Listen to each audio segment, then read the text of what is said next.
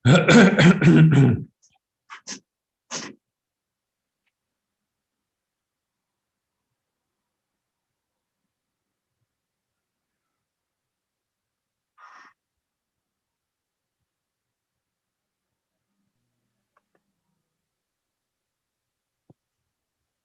है, it's live now. अस्सलामुअलैकुम, पाशा बोल रहा हूँ। पाशा, असर पाशा। जी जी। अच्छा अच्छा। MIT and Karachi American School. हाँ हाँ, समझ गया समझ गया। Nice to see you here. No, it's a pleasure. I just realized I was looking at that. I thought it was 9 o'clock or something. Yeah, but it's fine. Yeah. आप कहाँ पर हैं इस वक्त असद साहब? मैं इस वक्त इस्लामाबाद में हूँ। नहीं, मेरा प्लान था आने का, मगर ये वैक्सीन वगैरह नहीं लगा है और सही है, घबराहट है। Best to be safe. बहुत खतरनाक। जी जी, मगर सुना पाकिस्तान में इतना असर नहीं है। पाकिस्तान बहुत असर है सर। अच्छा, यानी अमेरिका के से कम है। इट्स वेरी स्ट्रेंज, अल्लाह ताला की रहमत है खुसूसी जी। मगर फिर भी इट्स वाइड स्प्रेड। हमारे घर वालों में बहुत सौ को हुआ और अच्छा, अल्हम्दुलिल्लाह मोस्ट हम रिकवर कर गए हैं। बस दुआएं हैं कि ये चीज खत्म हो जाए जल्दी। हाँ, दिन लग गए हैं इसको हम। I think Dr. we can start now. All right. Look, there are 9 participants, but we can start. They can always see the recording. So, Bismillahirrahmanirrahim. Welcome to all the participants for this course. Today is the third lecture, titled Origin of Western Social Sciences. We thank Dr. Asad Zaman for giving Thinking Institute this opportunity to host these courses on our platform. With these words, I would like to invite Dr. Saab to please start the class. All right. Bismillahirrahmanirrahim. Today I will talk about a topic I think is central to the problems of the Ummah today. And basically, Western social science claims to be on par with their physical sciences. Because we are all very impressed with the West, and there is certainly reason to be impressed with the physical sciences. We accept this claim and face value that social sciences, like physical sciences, just as empirical, rational, logical, and all of the other good qualities associated with the West. However, what I would like to say is that social science, Western social science, is actually the religion of the West, and it has no claim to factuality. It has no resemblance to physical science, and because we have been deceived into believing a religion which is diametrically in conflict with Islam, with the under the false conception that social science is neutral science, just like carpentry or just like building a car. So accepting some of the central tenets of Western social science has made it impossible for us to understand the teachings of Islam. So it's really quite a central issue. All right, so I would like to differentiate between what is the knowledge that was given to us by Islam, what Western social science is, and what it claims to be, which is a universal truth. So at the heart of the Islamic revolution, which came to this planet 14 centuries ago, was a revolutionary knowledge. The initial words of the Wahi are, اقرأ باسم ربك الذي خلق خلق الإنسان من علق اقرأ وربك الأكرم الذي Allama bil qalam, allama al insana ma lam ya'lam. So Allah Ta'ala starts by stating that He is going to give mankind a knowledge which he did not know. And we can see the effects of this knowledge on history, that the Bedouins who were ignorant and backwards were catapulted to the leadership of the world. So this knowledge was obviously a very powerful kind of knowledge. But uh, at the same time, we see that Muslims are at the bottom ranks of civilization today. So obviously they do not have this knowledge that they acquired, and this is in accordance with the prophecy that Islam came as a stranger and will become a stranger. So how was this knowledge lost and how can it be recovered? And I'm saying that basically the knowledge that was given to us by Islam is diametrically in opposition to Western social science, and Western social science is taught to all of us, and we end up believing it, and therefore we cannot access Islamic teachings. So, what is the fundamental knowledge of Islam? And it's very simple. Islam teaches us how we can become human beings and how we can achieve excellence in conduct, and how we should build our families, how should we build our communities, how should we build societies, and what should be our attitude towards humanity as a whole. So that would be the roots of an Islamic social science, if such a thing existed, which it unfortunately does not. Now, as opposed to this, as we will see, Western social science is built on entirely different foundations. Basically, it's based on rationality, objectivity, and individuality. Every person is an individual. Every person is a mini god. He has the right to do whatever he wants to do, and nobody should interfere with it. That is freedom. And similarly, then the issue arises that how do you, when you have so many gods around, how do you decide how the group should work? So, well, then there's the democracy that, okay, since everybody has a god, everybody has an equal right to participate in the decision making, so just count the number. So all of this I'm saying is that Western social science is a religion, but it claims to be a science, that it is objective, empirically grounded, rational, factual, and this claim has been widely accepted. And once we accept this claim, then it becomes impossible to understand what Islam was all about, and therefore it becomes impossible to launch an Islamic revolution. So, to begin with, we understand that what is Western social science? It is an analysis of European historical experience, and it extracts lesson from what happened to societies in Europe. However, European social science pretends to be universal. It says, no, this is not particular lessons that we derived from European history, even though you can show very easily that that is what it is. But they claim that it has universal application to all of humanity. So two people, I'm citing two experts who have understood that, and Michel Foucault says that modern human sciences purport to offer universal scientific truths, but in fact, these are expressions of ethical and political commitments of Europe. And similarly, Timothy Mitchell says that the possibility of social science is based on taking certain historical experiences of the West as a template for a universal knowledge. So basically, social science is an expression of certain ethical and political commitments, but it is disguised as a universal scientific truth.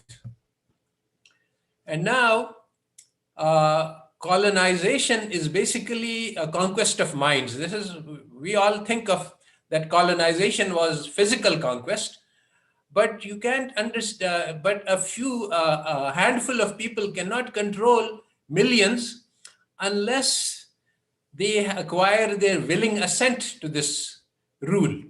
And the willing assent is acquired by feeding them a framework of the world that allows them to agree to this colonization and to accept this and to think that this is for the best. And so basically, the um, social science is exactly the science which provides the justification for Western superiority and for our inferiority. It explains and rationalizes, and as long as we believe this, we will believe that the West is superior to us, and we will. And the only path to progress lies through acquiring their knowledge, which includes the social science. Now, as opposed to this, the um, the history book called Global Rift by Stavrianos tells us that actually the development and the wealth of the West is exactly the opposite side of the underdeveloped and the poverty of the East. Basically, very simple. West colonized the world and they extracted millions of pounds of surplus wealth from India and from all over the globe. So the wealth they stole made them rich and made us poor. It's exactly the same thing. So the so-called development of the West is just the name for their wealth. And if we look at social science, if we look at physical science, it has very impressive achievements to boast of. But if we look at social science, when we ask, what did you accomplish? So we see that the last century has been the most deadly century in the history of humanity, with 50 million killed in World War I and II, an almost continuous state of warfare. And just most recently, any millions of innocent civilians destroyed in Iraq and Libya and Syria and all over the world. There are wars going on continuously only in the name of power. And this is the law of the jungle is dominant in the world.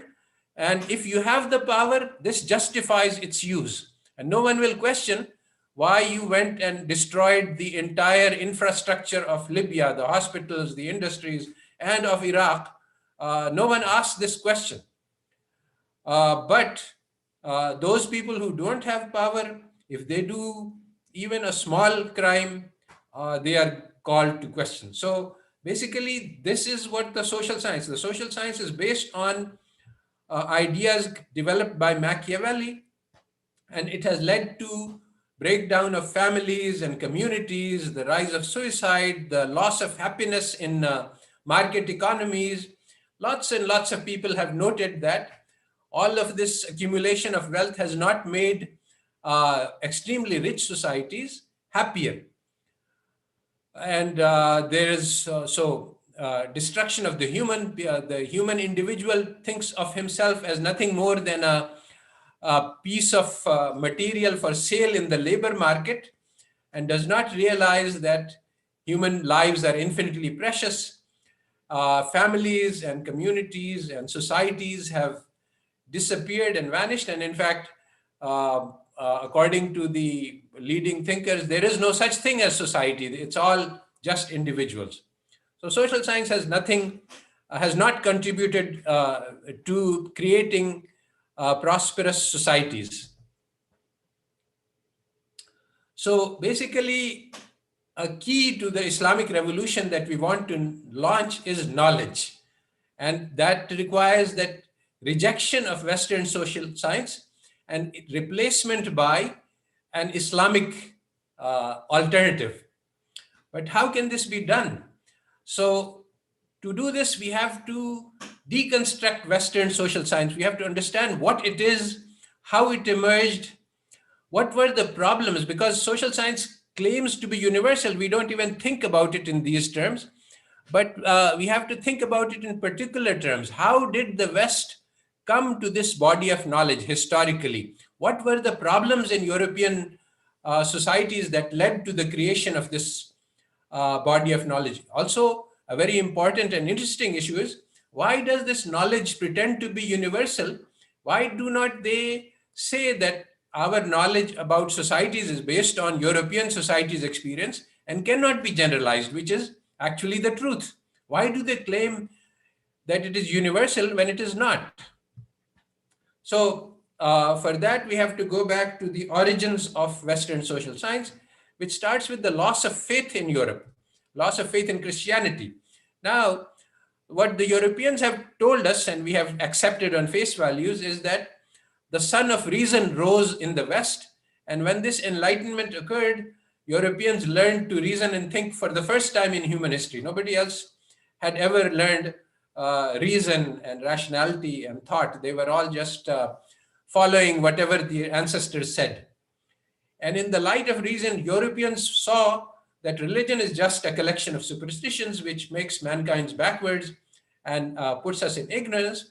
And the light of reason showed them that science is the way to the future, and it leads all of us to, and they had tremendous achievements. And the process of what has been called deification of science, it came to be believed and continues to be believed widely that science is the only source of reliable knowledge, and that ultimately science will solve all of the problems of humanity. However, this narrative is not true. So what is the counter narrative? So we have to discover, we have to create the counter narrative, because this narrative, although it is available from European sources, it's not, you have to dig it out because it's not the mainstream. So in one of my lectures, which is referenced on this slide, I have discussed 4 causes for loss of faith. It was not that Europeans learned to reason and then they saw that religion was wrong. Actually, what happened was that there was a sequence of Renaissance popes who were extremely corrupt, and they flaunted their corrupt behavior. They had mistresses and illegitimate children, and they sold pardons for sins to raise money. And that was the cause of the Reformation. The Protestants came up, and then Protestants and Catholics started fighting in enormously violent ways. If anybody has seen the Game of Thrones, this is exactly the depiction of European history, that the cruel and barbaric wars just for the sake of power, just for this, just played as a game with the lives of millions of people, just to achieve power and glory. 30 years war took place, in which 8 million people were lost. It's still one of the bloodiest wars in history. And there were many other causes which led to a disenchantment with religion in the West. One of the important ones was also the unrealistic religion of Christianity, which made as ideal no sex, no family, poverty. So the ideals that they held up were unrealistic. They were not human. So even the popes could not hold to these ideals, and people thought that religion is just hypocrisy. So these are particular events, but the big picture which we should understand is that there was no model of excellence in human behavior which the Europeans had in front of them. The models that they had, which came from Christianity, were extremely defective, both in terms of theory and in terms of practice. So they did not have ideals which they could follow, and they were left to develop these ideals from using their senses, their intellect and their reason and empirical experience. But this breakdown of religion, which eventually led to a widespread loss of faith in Europe, that Christianity is not true and therefore religion is not true. This is one of the major problems which has occurred in European history, that they immediately generalized from Christianity to all religions without examining any other religion. So they said that, well, if Christianity is false, then all religions are wrong. And similarly, if Christianity causes warfare, then all religions cause warfare, even though this is historically incorrect. But this loss of faith was enormously traumatic for Western intellectuals, because And many people, many major social thinkers have expressed the despair that follows from loss of faith, that if there is no faith, then everything is just an accident. And Bertrand Russell has a quote that we must that there is nobody watching. If you do good, nobody cares. If you do bad, nobody cares, and nothing matters in the end. We will all be wiped out in a big atmospheric physical catastrophe. And so we must build our lives on the firm foundations of unyielding despair. Nietzsche had a parable of the madman who came into the society and said that you have killed God, meaning that you have lost your faith in God. And this is enormously consequential. You do not realize the enormous consequences of the deed that you have done. I think it was Camus who said that suicide is the only serious philosophical question. Given that life is completely meaningless, should we continue to live this? And there were these philosophies of Dadaism and existentialism, which basically say that there is no meaning to life. We create the meaning as we would please.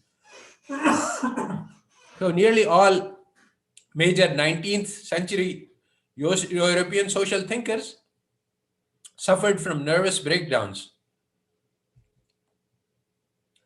So, but the more important issue for our purposes is that the consequence of loss of faith were that all of the fundamental questions which religion answers were left open. How was the universe created? How were humans created? What is the meaning of our lives? How should we behave towards each other? How should we organize our society? What is the nature of knowledge? How can we distinguish between truth and falsehood? What is good? What is evil? All of these questions were open because religion is no longer accepted as the reliable source. So you have to start from scratch, from zero. You can only rely on your aql, your intellect, and your empirical experience. You reject everything supernatural because reason, as interpreted in the Enlightenment, meant that you must reject anything which you cannot see. So social science is exactly the name of the efforts to answer these questions using observations and logic. So some of the simple answers is, how was the universe created? It was not created. It has existed forever, is what the scientists thought. But the Quran says that in the creation of the heavens and the earth, there are signs for those of understanding. And actually, when it was discovered that the universe was created at one point in time and there was nothing before that, this caused huge amount of perplexity because there was a huge question that is opened. Well, if the universe was created, then who created it? And there are many puzzles that are created by this creation of this universe, which have no answers in contemporary science. And when you ask the scientists about the answer, they say, we'll find the answers, don't worry. And that's all. So they have faith in the ability of science to find the answers to major puzzles which cannot be resolved at this point without positing the existence of God. So actually, at this point, science, belief in science is a faith in the unseen, in the hope for the future, that someday we will find the answer to the question of how this universe was created, because nobody knows the answer. Similarly, the complexity of the human creation is so large that leading biologists have said that this cannot come out, life cannot come about by an accident. So Watson was one of the double helix fame, said that even though he was an atheist, he said that life could not be created by random recombination of molecules. It's just too complex. And so he said that since God does not exist, the only possibility is that some advanced civilization sent a rocket ship across the stars to seed life for this planet. So he is willing to believe anything except God. But even these are simple questions. How life came into existence, how the universe came into existence. Maybe science can find an answer to these questions one day. But the major issues which science cannot find an answer is, what is the purpose of our lives? Except for just saying that it is meaningless. And this is what is, that is what the conclusion is. And similarly, what is the nature of knowledge? What is it that we know and what is it that we cannot know? So can we learn about meanings? Can we have visions? Can we have deeper understanding than that goes beyond what we can see? So once you reject God, as happened in Europe, then you come to the conclusion that life is meaningless. And this leads to a lot of consequences, that alienation by Marx, whereas people used to find meaning in their work, now it's just work for money. The purpose of life is the earning of money. And the value of human life is measured by the amount of money you can earn. Commodification took place so that human lives became measurable in terms of gold. So we sell and buy lives in the labor market. And also the land, which used to be the Mother Earth, was the metaphor for the planet, that it nurtures and sustains us. And in return, we must nurture and sustain the planet. No, now this was just a dead machine, and our job was to earn money for it. And this change in attitude is actually responsible for the environmental catastrophe that we are facing. And since there are no morals that can be derived from empirical resources, so the only purpose of life is pleasure, power, and there are no moral constraints. So global conquest is justified if you can do it, and all strategies, all is fair in love and war. If you can deceive people, if you can, if you need to kill 6 million people in order to achieve your goals, there is nothing to stop you, because logic says that if that's what's necessary, then you should do it. And so basically, it's the law of the jungle. We are just animals like other animals, and the survival of the fittest is the social science of today. And it justifies both warfare and corporate business tactics today. So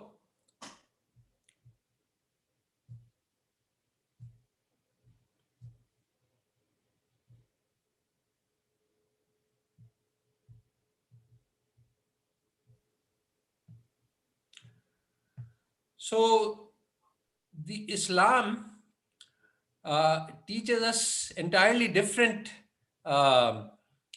lessons about human beings. It says that Islam is Deenul Fitrah. It is it's built into our nature. And our hearts can, very interesting, the Quran mentions in many places, جَعَلَ لَكُمُ السَّمْعَ وَالْأَبْصَارَ وَالْأَفْئِدَةَ. We gave you the eyes and the ears and the heart. So the heart is also an organ of perception. It allows us to see God, but it also allows us to see good and bad. And so this is denied by the West. Man has no built-in nature. He comes out with the tabula rasa. His mind is a blank, and he has no heart and no soul. These are not observable, and so not scientific to think about that. So basically, all social science theory was constructed on rational and empirical grounds. So we do profit loss calculations, and today in economics you can find many articles on profit loss calculations for raising children. Is the amount of money we spend and the pleasure we receive from raising children worth the rewards that we get? And similarly, should we take care of our elderly parents?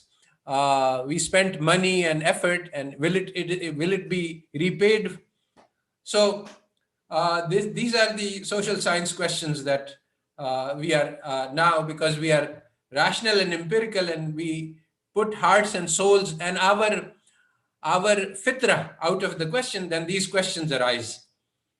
The only solution to the construction of morality, there are two major principles. There's the religion that was launched by Jeremy Bentham, that he was strongly opposed to Christianity, and he said that the only rule for morality is pleasure and pain. If something gives me pleasure, then it is good. If something gives me pain, then it is evil. So that's the only principle of good and evil that is known to the West. The other principle on which, that's at the individual level. Now, what should happen at the social level?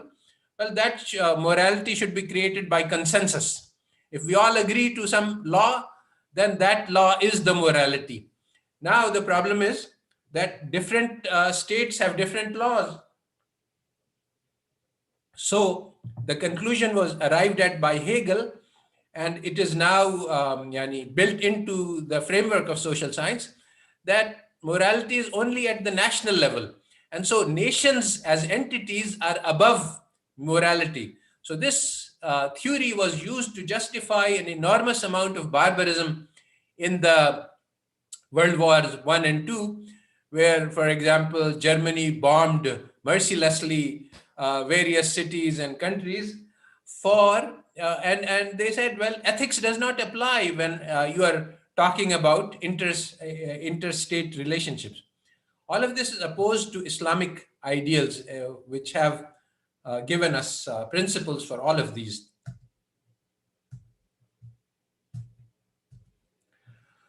So basically, the only principle of social science is freedom. And Hegel said, actually, the end of history was Fukuyama's article. Hegel said that basically history is a drive towards freedom. Freedom is the only principle of society. All of us are miniature gods, and basically society will be reach the end when everybody is free.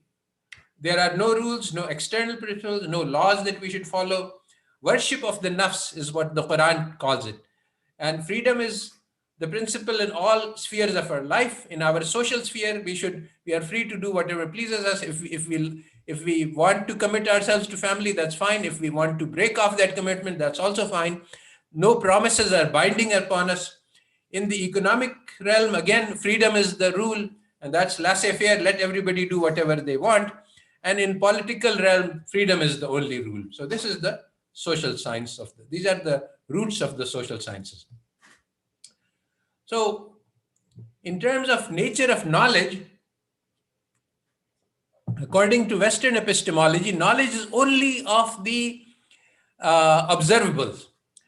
We cannot have knowledge of unobservables. So heart and soul and things like purpose of life, excellence of conduct, spiritual progress, these are just meaningless words, because we cannot see these things, and we cannot do experiments to find out what happens after life. We cannot do experiments to learn about spiritual progress. Actually, human beings are unique. Every single person is unique. So science cannot be applied to the construction of our lives, because I, as an individual living in at the moment, I have life experiences which make me completely unique. So no pattern of experience, past experiences, applies to my life at the moment.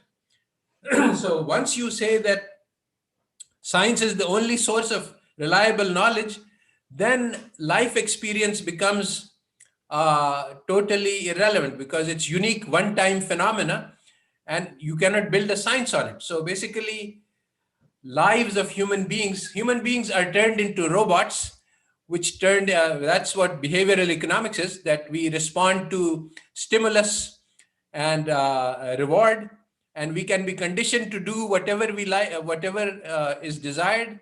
Our behavior can be shaped, and there's nothing inside us. So the theory of knowledge is based on where the Quran starts with "Allazina yu'minuna bil ghaib" as a characterization of Muslims. Western philosophy, social science, is based on "Allazina yunkiruna bil ghaib." They reject anything which cannot be seen. So,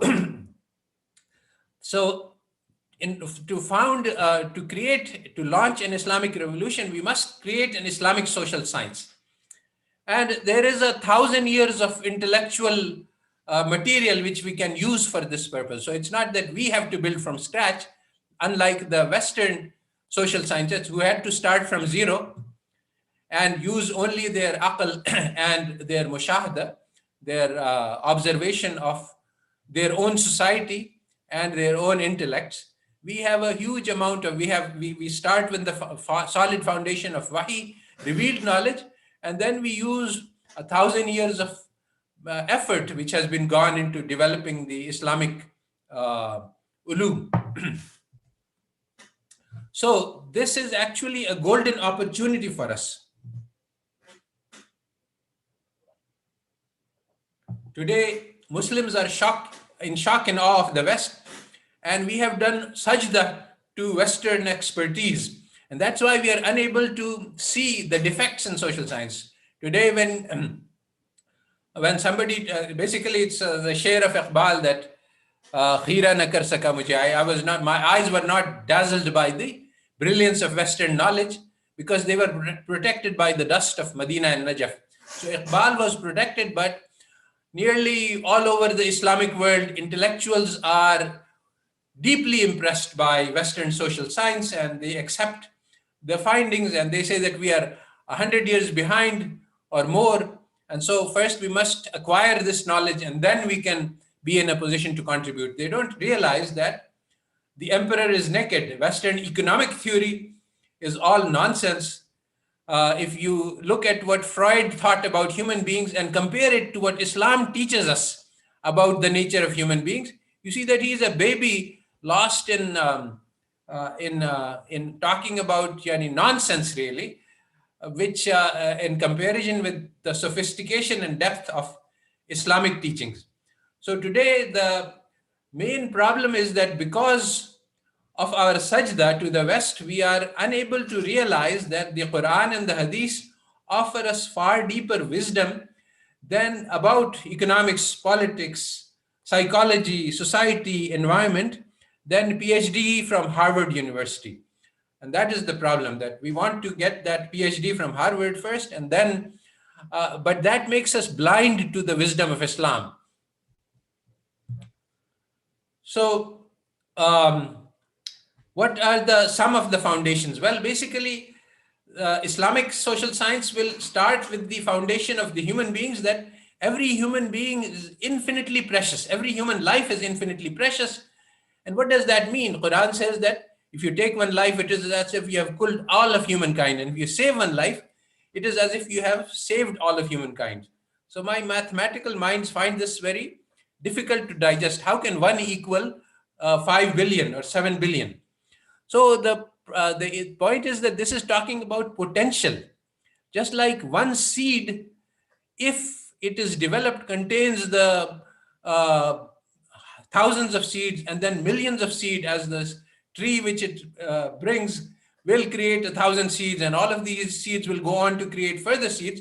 So actually one seed is equal to 1 billion trees if it achieves its potential.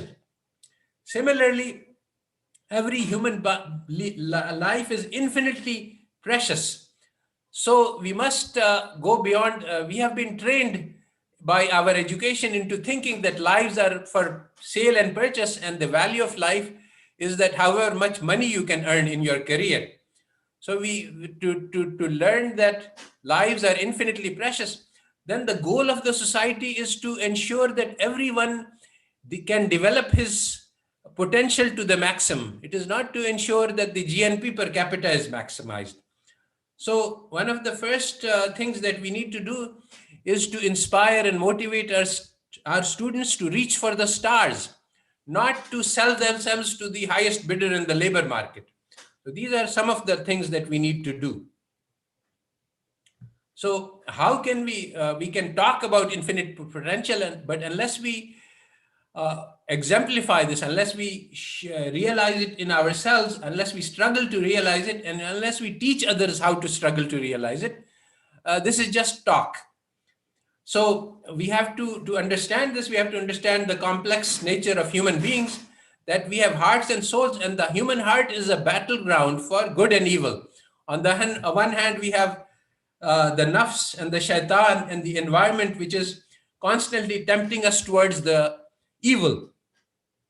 And at the same time, the wahi, and uh, we have the guidance which is telling us what is good, and we have built-in fitra which guides us towards the good.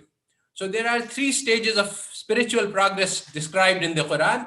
One is the nafs ammara, which is exactly corresponds to the homo economics of economics, which says that it is driven purely by desire and pleasure. And this is the basis of Western social science. So, and also Western economic theory. So we say that how can we get beyond the nafs ammara? Well, this is when we fight against the what the economic theory calls the fundamental principle. The fundamental principle is utility maximization. Every rational human being seeks to maximize his pleasure. We say no. If we reject the pleasure, and Allah Ta'ala says, "Lan tanalul birra hatta tunfiqu mimma tuhibbun." Take the most precious thing that you have and give it away for the sake of Allah. This will actually strike a blow against our nafs, and that is the source of spiritual progress. That when we bind our nafs, we don't give in to our desires, then we will make our progress. And that eventually leads to nafs al-lawwama, who is a man who has a conscience and he feels social responsibility. He feels pain when he sees somebody else is hungry and naked and he has the means. And if you keep making spiritual progress, you get to nafs mutmainna, where you are integrated with the creator and with the creation of God, the family of God. And this is the state about which huge amount of controversy exists, about the Wahdatul Wujud philosophy and so on. And so anyway, the thing is that you will live in harmony with the designs of Allah subhanahu wa ta'ala, and you will not feel in the same ways that people who are at lower stages of spiritual progress do. So the goal of a life is to struggle to achieve spiritual progress and to ensure that everyone in society can also do the same. So some of the key aspects of this is to build families, which is the fundamental social unit of societies. If families are broken down, as currently in the West, more than 50% of the children are born to single mothers. So they don't enjoy and this has documented statistical consequences in terms of the children who are coming from broken homes have higher rates of depression, suicide, alcoholism, drug use, and all sorts of problems. So how can we build strong families? Islam offers us a huge amount of important guidance on this, and there are books and books about the rights of the husband on wife, the rights of the wives on the husbands, and the rights of children on parents, and so on. But the key thing which summarizes everything is the love and mercy between the hearts of the parents, and also the love and the mercy of the parents for the children. If you have this love, then all of the rules love will teach you. But if you don't have that love, then no amount of preaching of rules is sufficient to create the families. So Islam has the institutional structures for the larger social units. To build our communities, there are the masajid, where we are supposed to gather 5 times and create the group feeling. Today it has left only as a ritual. People like myself go to masjid for 10 years every day, and they don't know the person who is standing next to them. They recognize the face, but they cannot tell the name. So the ritual remains, the buildings remain, but the heart of the matter has gone out. The Jummah was supposed to gather larger communities, and in the Eidan, even larger communities, and the Hajj was supposed to gather the whole Ummah. So the institutional structure remains standing, but the spirit has been lost. And the Prophet ﷺ is told, will you kill yourself with sorrow if they don't believe? So the Prophet's heart was full of love and compassion for all mankind, not just the Muslims. Today, the Muslims are divided into small sects, and they are doing takfir to each other and forget about the kafirin, that those are, yani, they don't have mercy towards each other, forget about the kafirin. So again, we have strayed very far from the origins of the deen.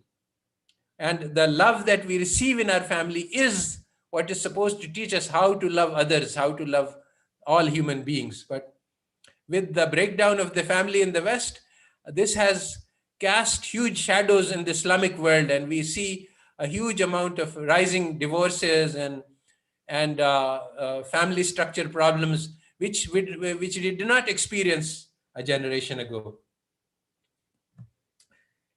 There are strong institutions which were built by Islam, which have all been lost in meaning.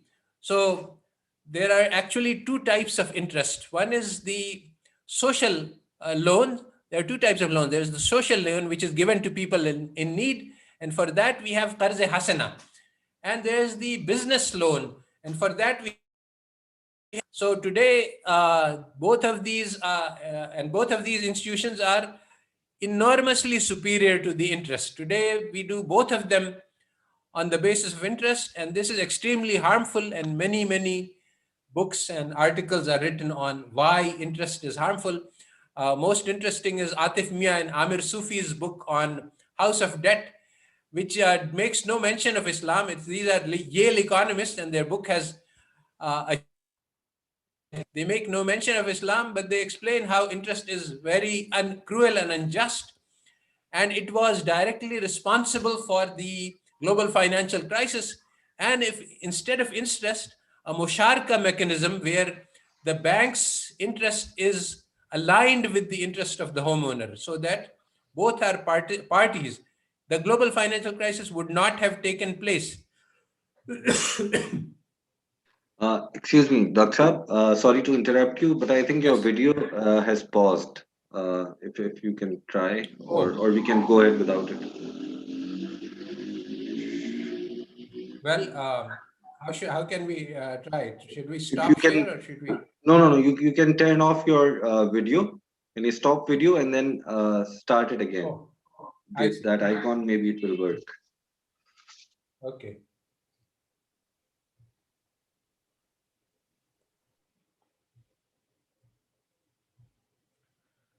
Can you hear me? Yes, we can hear you. I think we can It's continue. saying that Zoom meetings is not responding when it says close the program or wait for the program to respond. The video is not Sorry to working, but interrupt you. your You're voice is perfectly okay. audible. We can perfectly hear you, but we're not Yeah. able to see the audio from your side. Yep. Right, I understand. When I try to reach the Zoom controls, what it does is it says that Zoom is not responding. Okay, Dr. Saab, you can I stop think the we can screen continue sharing. by this way as well. Hmm? No, If none of the Zoom controls are now accessible to me. It just gives the I can see the panel, but it starts okay, circling, giving a wait signal. I'm on the nearly the last slide, so let me just go through it. If you can hear me, then I think it should be yes, fine. we can hear you This perfectly. is You can almost the last complete slide. your presentation. Then for question and All answers, right, we'll try to figure it out. we will reconnect. We may have to reconnect. I Yes. may have to. Okay. All right. So basically, there are. We don't have to build on scratch. Oh, now I've got it back. Let me try to stop video. No, it's not working. All right. So um, I said that the interest institutions, we have alternative institutions which are not being practiced among Muslim countries, and this is really the sad story that today, instead of using our own institutions of qarz hasana and musharka, which are far superior to Western institutions, we are trying to mold musharka into an interest alternative. Instead of utilizing the genuine Islamic institution, we are trying to use musharka and hila to create an instrument which works just like Western interest, because we are so convinced of the superiority of West that we cannot imagine that our musharka is actually superior to Western interest. Similarly, A central institution of the West is the bank, which is used for the accumulation of excess wealth. Our counter to this is the waqf, in which we use excess wealth to spend on others. And a society, just think, a society where every man keeps his excess money for himself, would you like to live in that society, or would you like to live in a society where everyone who has excess wealth is willing to spend on those who don't have? So the waqf, the waqf is the institution for a society where everyone with excess wealth wants to spend it on others. Similarly, we had guilds in the marketplace. Guilds are collections of people like doctors, like woodworkers, etc. But the key characteristic of guilds is that they are out to serve society. They are not there to make profits. The reason that monopoly got banned in the West, because everybody was out for profits. So if the doctors form a monopoly, then they will start exploiting people. And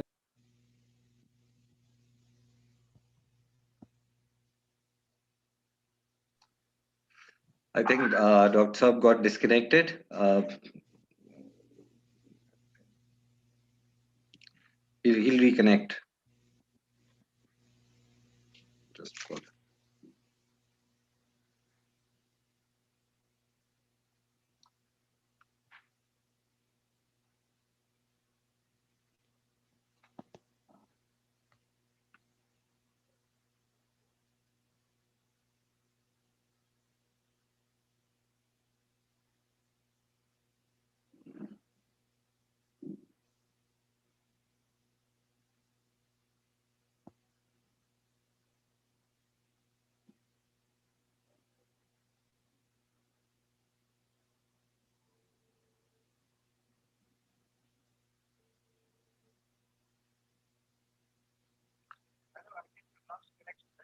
Gigi, so you have the link. Can you connect again?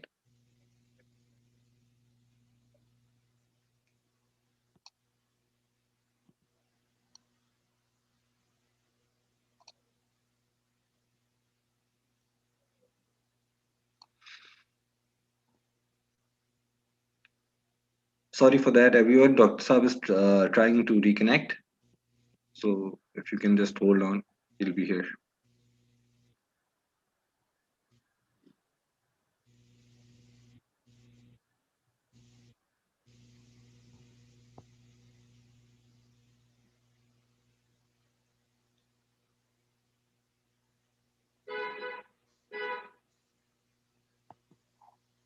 Yes. On the second last slide.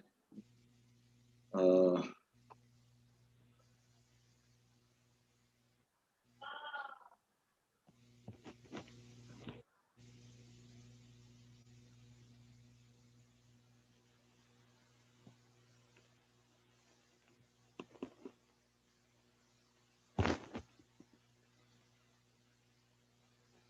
video started. Now I'm going to share screen.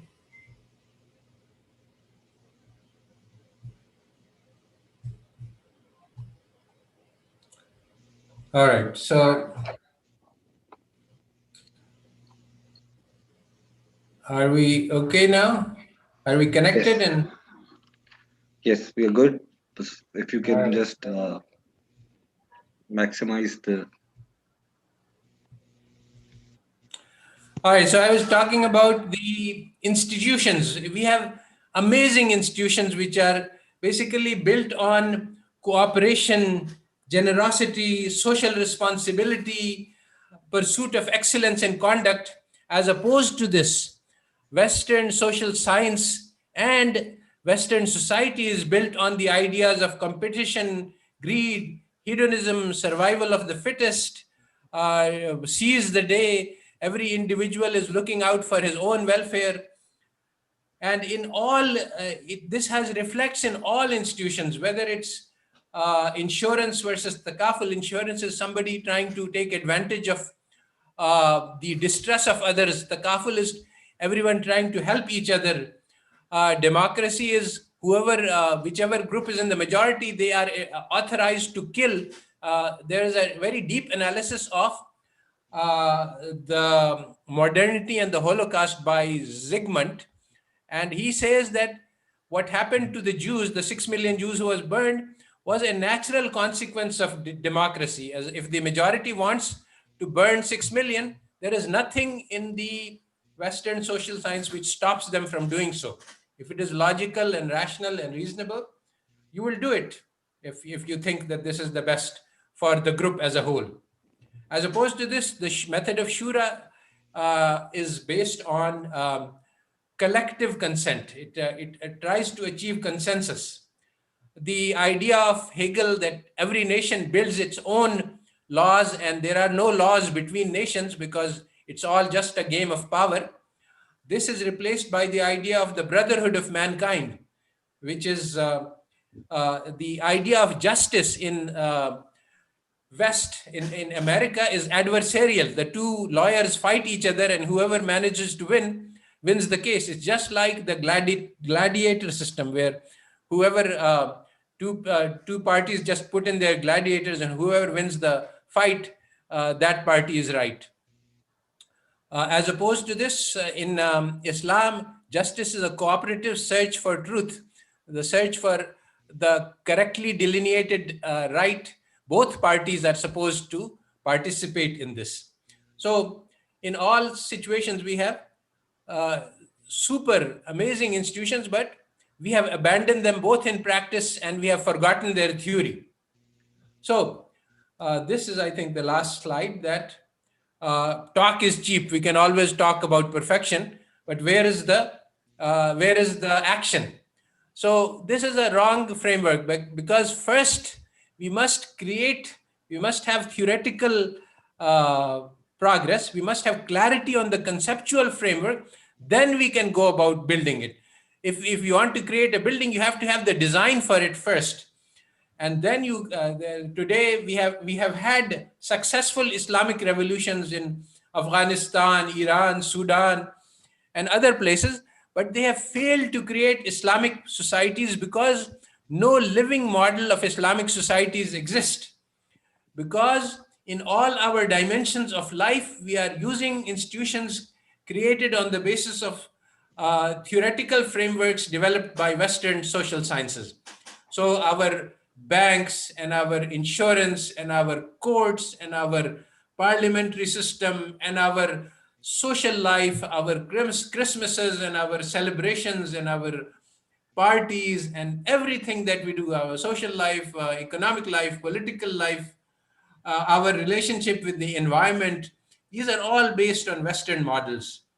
So we need to have clarity on a theoretical framework before we can actually launch. If we just go and start thrashing about trying to grab rule without knowing what we will do with it, then this is a source of a problem. And now, what should be the pragmatic strategy to create change? There is a huge amount of conflict and dissent on this, and there is the discussion of top-down versus bottom-up approaches, both of which have been taken. And these are issues that I will discuss later. Lots of people raise questions about these issues, but first we must have clarity on a theoretical framework before we can talk about lines of action. Because different theoretical frameworks, different diagnosis leads to different kinds of medicines. So unless we have patience and we say, let's work out a diagnosis first, then we will give the medicine. If you say that, no, let's just start pumping in antibiotics because they will cure any disease, then you are liable to end up with the wrong, because you haven't focused on the diagnosis, so we'll end up giving the wrong medicines. So that is the end of the slides and end of this lecture. And so I'll open the floor for questions. Are we, you are muted. Okay, sorry about that. We have like 10 minutes, so we can proceed with the question and answer session. I have a few questions on chat. We'll start with them, and then we can open the floor for and ask people to unmute their mics. So whoever wants to ask a question, if they can raise their hands. Yeah, Munib Hussain, I see his hand. Munaib Hussain May I was. come in?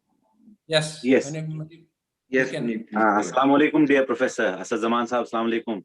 Wa alaikum assalam.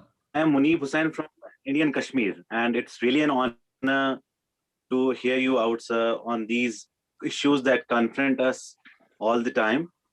And basically, I may not be able to start the audio video because there is this internet issue here with me. I can only join in through Don't audio. worry, just ask the So, That's yeah, question. okay, sir. We can hear you clearly. I have I have two specific questions. One is one is general in nature, and another is specific to economics. As student of economics, I have that question in mind. One is very general in nature because when in the last slide you discussed that there have been evident failures in Afghanistan, Iran, or for that matter Sudan or different Muslim countries, while they were trying to do certain things that were Islamic in essence, but they could not reap the benefits. And while you tend to associate the reasons for that as very, I see them very simplistic, because you then tend to say that, okay, we don't have that living model with us right now for Islamic societies, so that is the reason why the experiments in Afghanistan, Iran, or Sudan failed. But I have a very humble observation with regards to that. Is it's a very reductionist and very simplistic assumption that we're trying to make, because within the well, the contemporary global reality is such that all the structures are controlled by this neoliberal system. All And right. So even this if is a one, question on which what the appropriate strategy should be as something I will discuss, yes, and I will answer your question, but not okay, in this session. okay, sir, that is one question. And second is very, that's a bit critical about the way we conceive Islamic social sciences, because when we try to see Islamization project that has been going on from past 60 to 70 years, as a humble student of economics, what I see, sir, that is my opinion on it, you can always correct me if you think otherwise, is that the neoclassical construct of Homo economicus, based on those three basic assumptions of atomism and stuff like that, and an Islamic construct of Homo economicus. In their modus operandi, if they are not, they may not be identical, but I see them as blood relatives, because the former in Right. traditional neoclassical economics, it imagines a selfish man which has a lightning calculator of pains and pleasures and takes perfect decisions all the time. But when we talk about Islamic economics or Islamic social sciences, why I we recommend always you to have that read my idealistic article called Islam's Gift, an economy of spiritual progress. But we cannot, this is too complex to handle right here. So let me go on to Sir, Ahmed let me Mabrur. complete my question. Please, let me complete my question. The question is that when we see this Homo Islamicus now, Homo Islamicus is you tend to feel of this kind of an individual is that it evokes images of an angelic being that always uses ethical yardsticks to arrive at, every As I economic said, decision or every as I decision that. said in my article called Islam's Gift, an economy of spiritual progress, I have explained Hmm. that the issue is about the struggle to be good, not the outcome. So we don't have perfect Mhm. beings. We have people who are struggling to be good. And they can be at any stage of spiritual progress, from Nafse So, Ammara, which is Homo but the economicus. way But sir, the way we are conceptualizing Islamic I think this alternative, is not aren't we related to the also lecture arriving that I just at a gave. highly So why idealistic don't position? we That is focus not on very real issues that were that's raised not by very real me in in terms this of. lecture? Excuse me, we can move on to the next question, please. Yes. Ahmed Mabruk, sir, you can ask, please. Assalamu alaikum and jazakumullah khair. Wa When we alaikum build assalam wa Islamic, rahmatullah. when we build Islamic social science, one important topic is the basis of ethical or moral standards. This is usually, there is a big debate around it. And some of the stuff like charity and being good to neighbors, things like that, can be justified based on their social impact. But when it comes to the aspects of interaction between the two different genders, it is very hard to make a rational argument that can convince the Western mentality. So I'm just mentioning it may be something you are going to handle later, or you just want to say something about it. I'm just raising the point. Thank you. Yeah, well, I think a very crucial insight here is that basically the fiqh which was developed over the 1,000 years is rulings on how to behave in every realm, about nations, about individual behavior, about ethics, about morality. Everything is covered. But I'm not saying that we already have the answers. Rather, we have the framework in which to work out these answers. And so we have the basis on which to create an Islamic social science. It's very complex and sophisticated basis, but because the questions are all new, so we have to work out these new answers on the basis of machinery which has been built for us, but the solutions are not there. So we have to create a new Islamic psychology, a new Islamic sociology, and so on.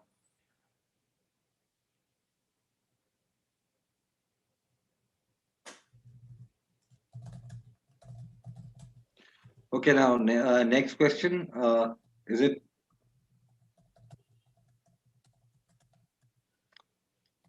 Can everyone hear?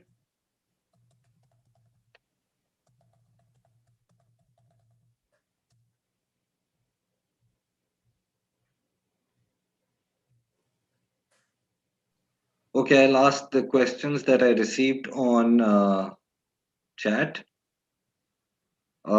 My question is how we can implement this initiative in a developing country like Pakistan. We already depend on another country. I think. Yes, okay. Again, we are talking about the strategy for implementing. You see, there is something called, yani there is a very important distinction in games which is called strategy, which is the overall game plan. And then there are tactics, how to implement that game plan. What is the next step that we should take? So, currently, I'm laying out the big game plan, the broad perspective, under which once we have the theoretical framework, then we will decide, okay, how can we implement this framework, which is the tactics. So we can't talk about tactics without having strategy. Okay, go fight there, go fight that war. But if you don't have an overall game plan, then you won't end up with success. So currently, I'm just laying out the broad framework, and then we will work on the tactics. Talha has raised his hand. Yes. So. Tala, please go ahead. जी अस्सलाम वालेकुम doctor साहब Walaikum assalam. जी doctor साहब in your presentation you mentioned that we Islamic we have a very good two techniques of financial instrument like what do you say musharaka and mudarba or kharz hasna, and then Yes. that we do not use it properly, and since we were so much overwhelmed with the conventional banking, we just forgot that we have our own economic principles.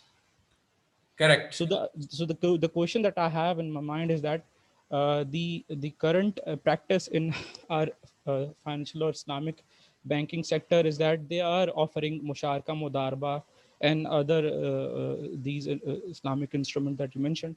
But the problem is that they are just an alternative of conventional banking. For example, if you talk about musharka, then the interest rate they apply is against Kaibor, again a Kaibor. So what is the difference? Means that they are just renaming the old interest in and then giving us in something in a new package or in a new packet. So the soul or the main crux of the thing is similar. Well, you see, we have to distinguish between genuine. I have a paper which is called Building Genuine Islamic Financial Institutions, in which I have said that most of what is happening today is imitation. Instead of implementing musharka, which is Islamic in spirit and form, we are taking the musharka instrument and using it to replicate Western interest-based transactions. The Similarly for takaful, and similarly for other forms. So what we see on the ground is not the genuine Islamic form, which has an entirely different spirit behind it. We see use of Islamic forms to replicate Western forms, which are basically the key is the cooperative versus adversarial nature. You see, insurance in the West is adversarial. If the client wins money, the insurance company loses, and if the client is not paid the full amount of his claim, then the insurance company gains. As opposed to this, the kafil is a win-win. We are all trying to help each other, and this is the spirit in which it needs to be implemented, but it is not being done like that. Next. Okay, Qamar Abbas Saab, you can go ahead. Then maybe we can go back to Munib Hussain.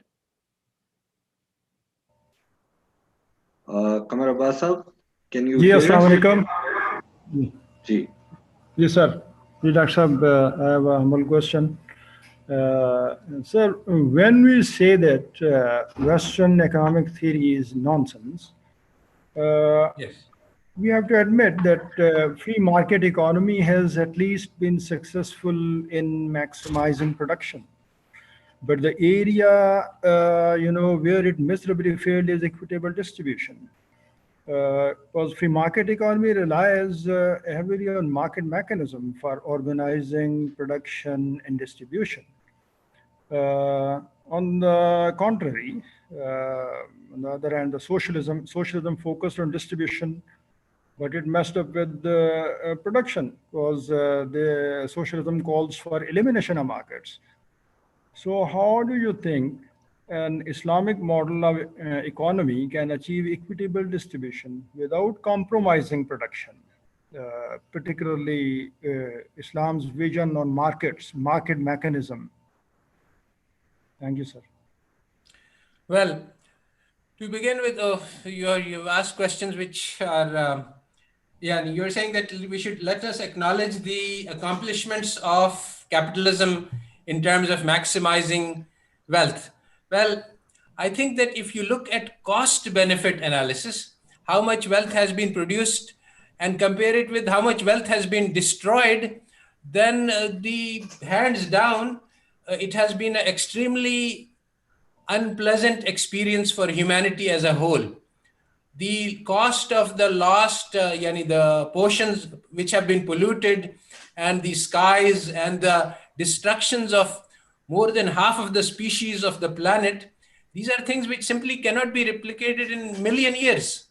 We just don't have the resources. So it's like, if the son of a millionaire starts spending his money wildly, then you say, oh, look, he is so prosperous, but he's using up resources. If you don't count we look at the benefits, we don't count the costs. And then if you do the calculation, and people have done the calculation, then you find that capitalism has not been successful.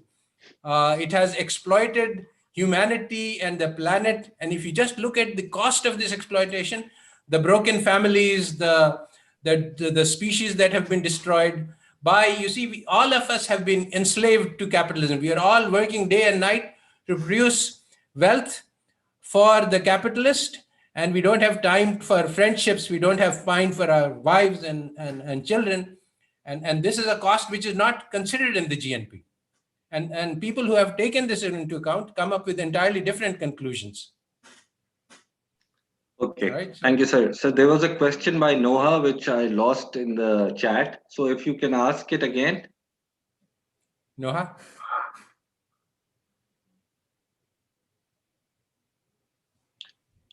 Okay, until she asks, we can go back to Munib Hussain, who's adamant he wants to interact with you. So Munib, you can go ahead. You can have private time with me as much as you want. Just give me a call and we will. But if you ask a question, please make it about this lecture, not general question about things which I did not cover in this lecture. Munib, you want to ask? Please go ahead.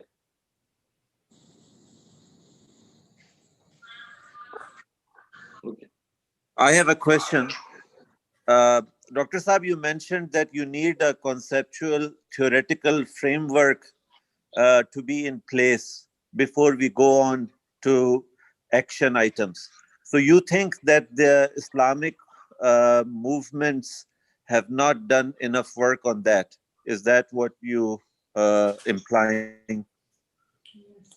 Yes, absolutely. I think that this is something that I will be discussing in later lectures about the existing diagnoses of our problems by at least 7 different groups have tried to major groups, and then there are lots of minor groups, and many of them have partially understood the problem. But I think that the central problem, which is the colonization of minds and the conquest of minds, and the necessity to reject.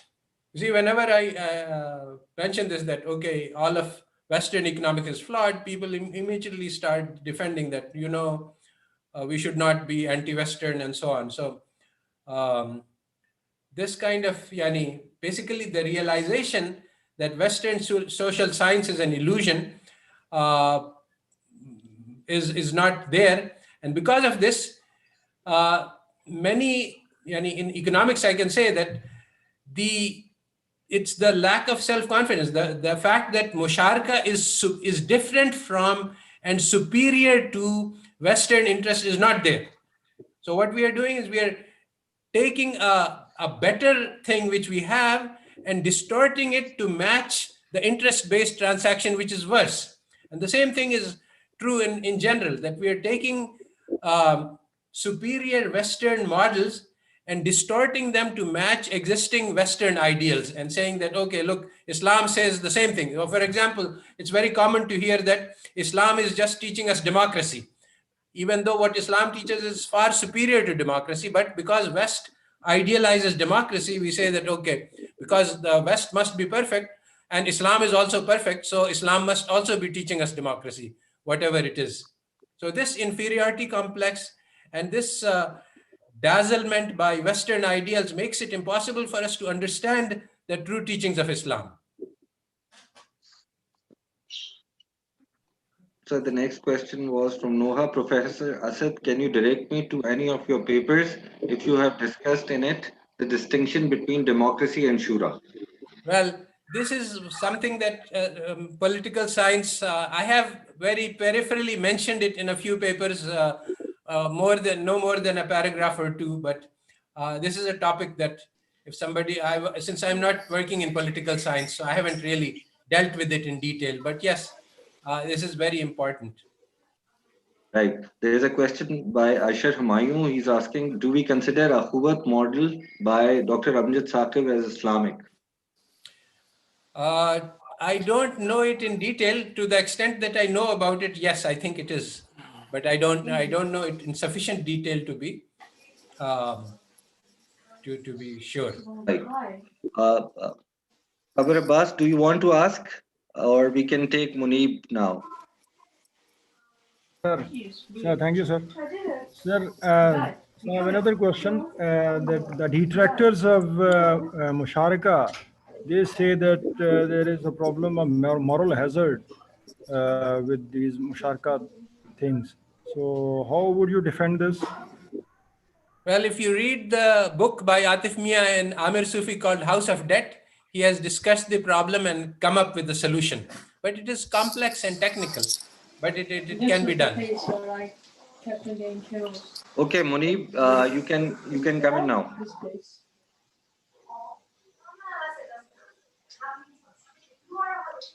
Everyone, can you please mute your mics?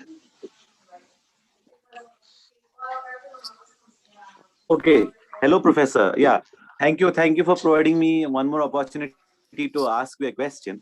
And sir, if I have to take one thing out of the lecture that I got after engaging with this 1.5 hour session, is that we have this is, for example, this is Western system, social systems, and these are its fundamental flaws, and how we can come up with an Islamic alternative, because we have, for example, better institutions that have history of operating in medieval times, if we have to say. But sir, I have one very fundamental question. That is, if when we construct, for example, our economic theory from a neoclassical construction, it says us there is it's a homo economicus that, for example, this lightning calculator that calculates pains and pleasures and comes up with the optimum solutions. And while we compare it with Islamic, for example, Islamic social sciences, or an ideal Islamic man, but then, sir, and we call him we call him Homo Islamicus, that has ethical yardsticks to arrive at every economic decision or social decision that he confronts in his life. But then, sir, we are basically discussing the world. We are discussing the real stuff that we confront in our lives. In as far as Homo economics is concerned, that lies at the one extreme of the rope, and at the other extreme of the rope lies Homo Islamicus. Can a real analysis of the society be done with an individual, with an imagination of an individual that is more angelic in nature rather than human? That is my very fundamental I have question. I already want a answered specific this answer from question you about this, once, sir. but if I will refer you to Yeah. my Maybe I paper, didn't get it Islam's exactly. Gift, an economy of spiritual development. This question that you have asked does not relate to my lecture, but I have answered it in my paper, which is called Islam's Gift, an economy of spiritual development. If you will download it from SSRN, then you will find the answer, inshallah. Okay, Ali, you can go ahead. Assalamualaikum, Professor. Thank you for the lecture. Actually, my question, you mentioned that rather than moving towards the implementing the social science with Excuse, Islamic can you Faiza pause for a is, while? mic is on. Faiza. Yes, Ali, go ahead. Yeah, you mentioned that before moving towards translating this theoretical perspective into policy making, we have to work out the theoretical perspective of the Islamic social sciences. So from historical point of view, from where we have to start, either from the end of the Khulafa'i Rashidin, because anyhow we have got some sort of, not only some sort of in detailed format of political, socio-economic system at that time. So I'm wondering, or it would be either the end of Baghdad region. Right. Well, now you're talking about these tactics. How can we implement this? But I haven't really. Yes, this is an issue that I will get to. This is very important. What should we do? What is the first step? But basically, in any kind of tactics, you have to look at the fronts. There are 1,001 fronts on which we need to work. And obviously, we cannot work on all of them. So we have to sequence them in proper sequence. What are the easy things that we can do initially? And then how can we build on those initial steps? So all of this I plan to cover in a later lecture, but Dr. that's... Saab, is it okay if we can take like two more questions? Dr. Saab, can we take two more questions? Yes, I think Bakar, you can go ahead. Thank you very much, sir. Dr. Saab, I am doctor साहब, मैं आपको बहुत ज़्यादा appreciate करता हूँ कि आपने ये प्लेटफॉर्म लॉन्च किया और हमारे जैसे लोगों के मसाइल जो इससे जुड़े हैं उनको समझने का मौका दिया। और इसके बारे में डॉक्टर साहब मेरा क्वेश्चन है।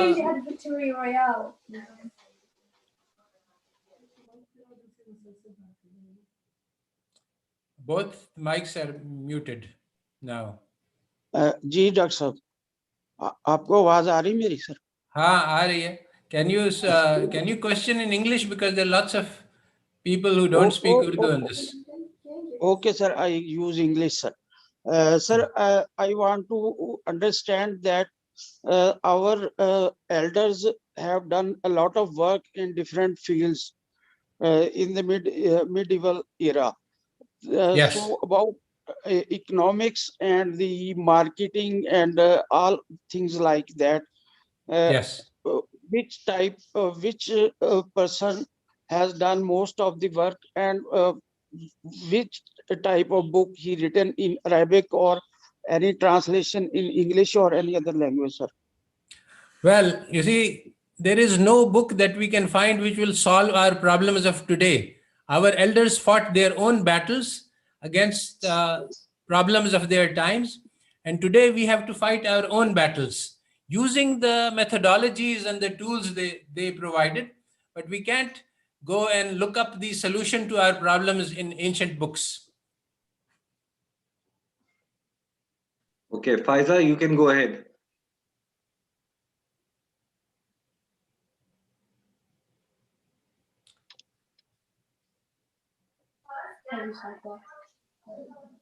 Yes, Faiza. Go ahead.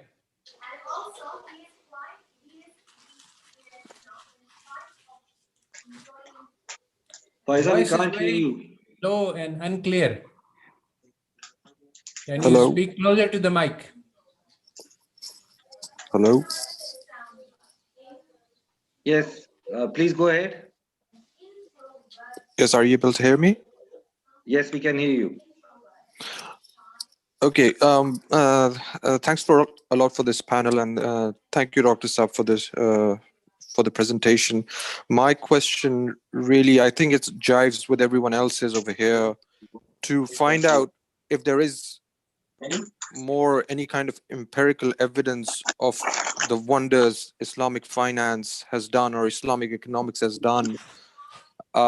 You're referring to creating your own economic theory at this point in time, or sorry, using the economic theory of the past. But is there any empirical evidence that we can use from the history to see what it did and Yes, that what was it did at covered in that the time? first lecture. 1,000 years of Islamic civilization, no one had to, when people said that I want to get knowledge, no one said, okay, bring your money, then I will teach you. When people were sick for 1,000 years, nobody said that, where is your money? If you don't have money, then you will not get treatment. It was understood by the entire society that it is our social responsibility, our collective responsibility, farz-e kafaya, to feed all the hungry, to educate all those who want to be educated, and to take care of the widows and to take care of the poor. This was a social responsibility, and it was fulfilled by the Awqaf for 1,000 years in the Islamic civilization. Today, capitalism says that if you are hungry and you don't have money, then you deserve to be hungry, and so on. So that is the empirical evidence. Okay, thank you. Right, Shahbaz, you're next. Please go ahead with your question.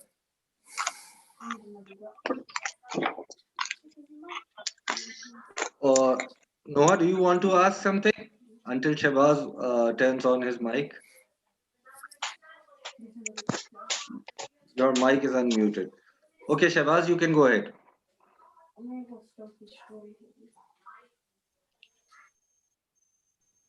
Shahbaz Gul, do you have a question?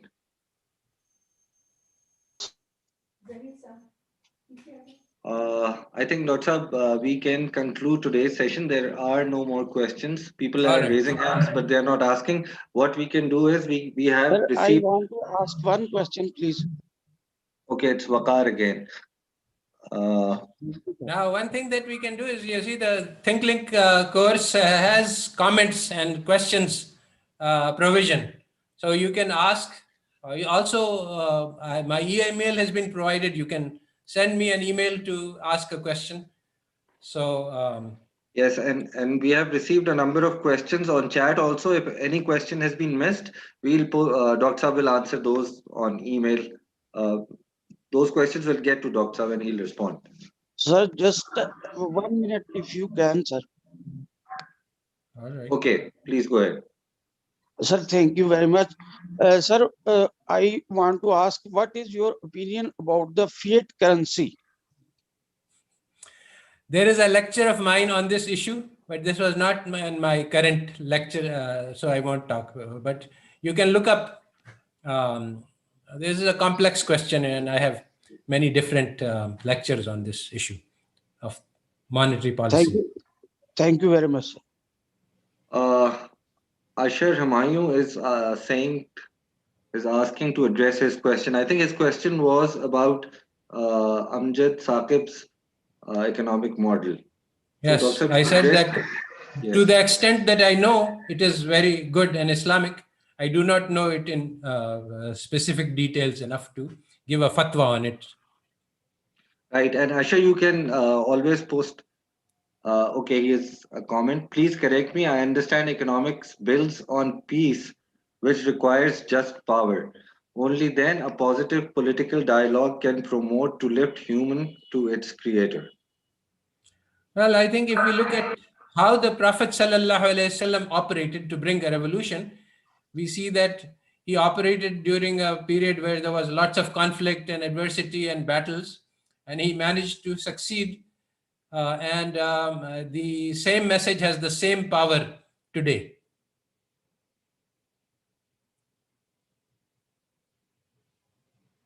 All right, so I think that I we think should conclude that's here. right. Thank you so much, Dr. Saab. And if anyone feels that their questions have not been addressed, they can always post them on our platform. You've been emailed, and also we'll take questions from this chat if any question has been missed. Thank you all for attending today's lecture. And I would request again, if someone has not registered, please go and register on Thinkling Institute's website. Thank you so much, Dr. Saab, for patiently taking so many questions. Thank you so much. Assalamu alaikum wa rahmatullahi wa barakatuh. Salam.